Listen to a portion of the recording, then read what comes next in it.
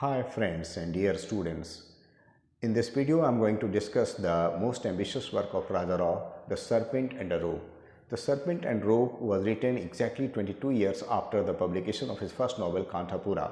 If Kanthapura was modelled after a mini Puran, this novel The Serpent and the Rope is modelled after a Mahapuran or major Puran or epic. Geographically, historically and philosophically, the style is totally epical, and the setting also has a great range, starting from France, London, Montpellier, Paul to Benares, Bangalore and Delhi.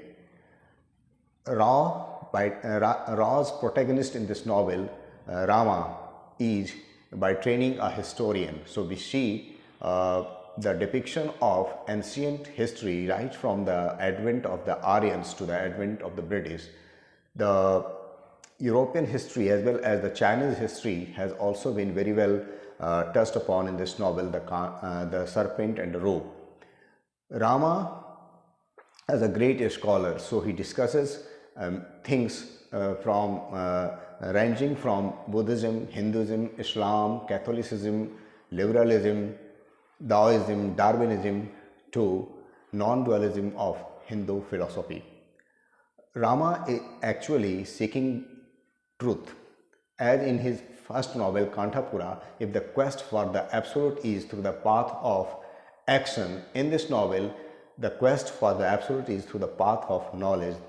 Because Rama is a great scholar, he tries to find the truth through the path of knowledge. Rama is married to a woman, Madeleine, who is a French woman.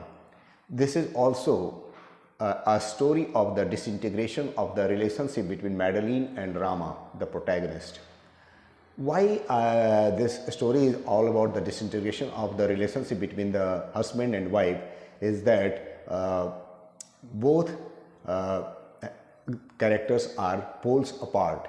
If Rama seeks the absolute through the path of knowledge, or you can say if he seeks the truth through non-dualism, Advaitvad, Madeleine finds the truth outside herself, and she renounces her faith in Catholicism and accepts Buddhism, and after that she lives the life of abstinence and penance. So she is altogether different from Rama.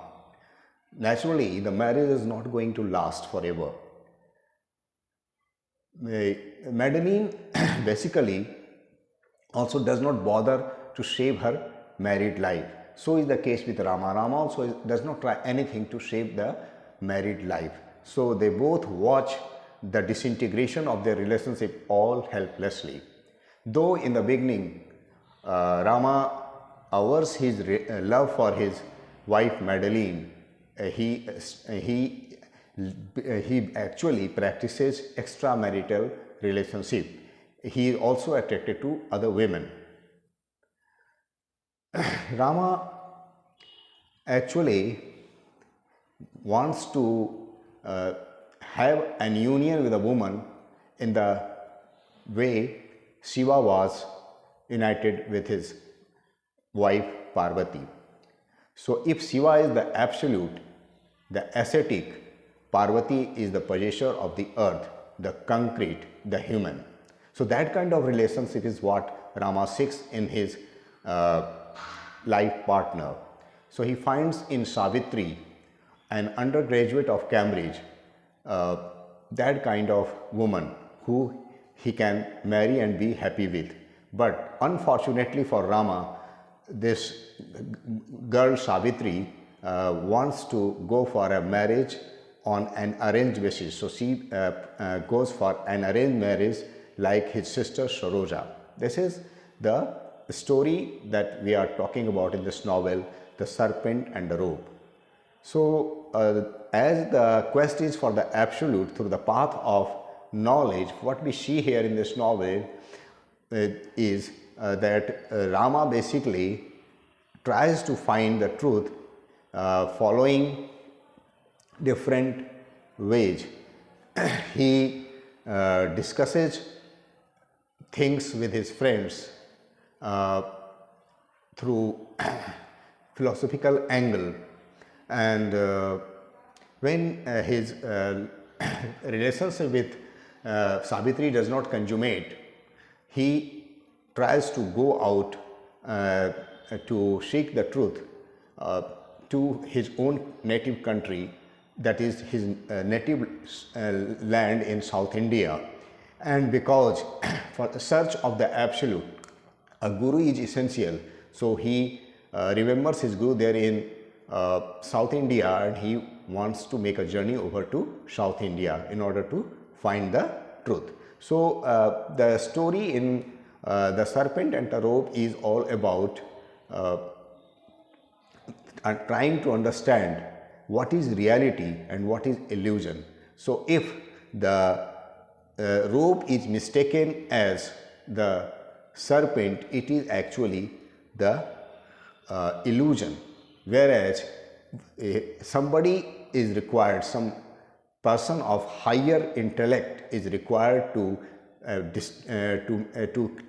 clearly tell Rama about what he mistakes as a serpent is actually rope, what he mistakes as life actually is illusion. Actually his life can find meaning only in the quest for the absolute. So in this novel, my dear friends, what I basically observe is that the novel is a great success at symbolic level, though it is not a success at literal level.